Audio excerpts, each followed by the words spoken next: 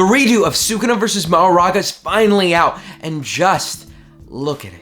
Now this is the anime that won Crunchyroll's Best Animation Award. It fixes every single one of the issues that I had with the original fight. My biggest complaint with the entire fight was that it felt choppy. Everything was so abrupt in how it was happening that you really couldn't follow how everything was supposed to just flow into something else. It felt like you were watching scenes chopped up and then tied together with no real reason as to why. But with this new animation, that problem is non-existent. Instead of showing you point A and point B, it shows you the work in between. Everything feels like one constant scene. And it benefits so much because of that. When this was first coming out, people were thinking to themselves, how the hell is this only 30% complete? There's no way that this is just 30%. But here we see a much clearer picture of what the artist's original intent was. And that first sequence was definitely lacking in that regard. There were so many things that I just kind of pushed over to the side because I was like, oh, this is just some sort of creative decision that they took. They wanted it to feel a little bit more artistic or to just change it up a little bit. I was thinking, well, I don't agree. That was a creative decision to make that fire arrow look jittery. But now we see again what the real intent was. When it feels like they're actually trying to do something new, not something that feels like an accident. This entire fire arrow thing was stripped of its fluidity in the first cut, and that lessened the impact of that fight. And I think that's crazy to say, because JJK Season 2 was definitely one of the best animes to come out all of last year. It's something that in the form that it was presented to all of us originally, we still take it and we still enjoy it for what it is.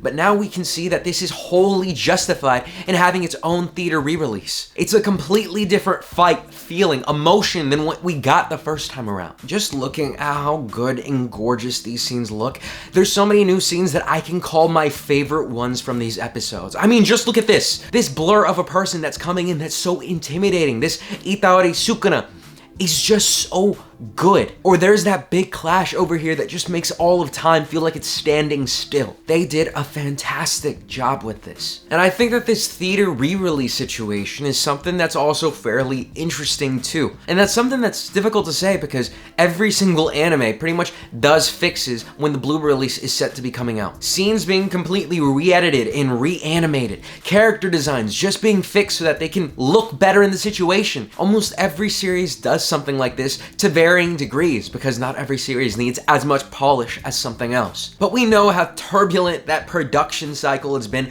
with MAPPA at the helm. We know how they've been rushing out episodes and making the animators work so hard to get stuff like this put out. And now this shows us a very clear big gap on what we lose when they do so. I feel like this is the animator saying, this is what we can do when we are given time. This is the kind of quality and stuff that they want to be bringing out. But I don't know if MAPPA's gonna go down that route. They haven't really shown any signs of changing. They haven't really given any real apology. If anything, they might use this movie re-release in the Blu-ray sales as a ways to justify that, hey, the animation in the original run might not have looked as good as it does now, but we make so much more money because we're able to then advertise and promote the new animation so that we can gain a lot more from that. I mean, look, they're aware enough that they know that people pay attention to the animation in the series, so they want to put it out in theaters because people care. I just want to hope that big differences like the ones that we see here don't become more of the norm. MAPPA at no point has shown signs of slowing down.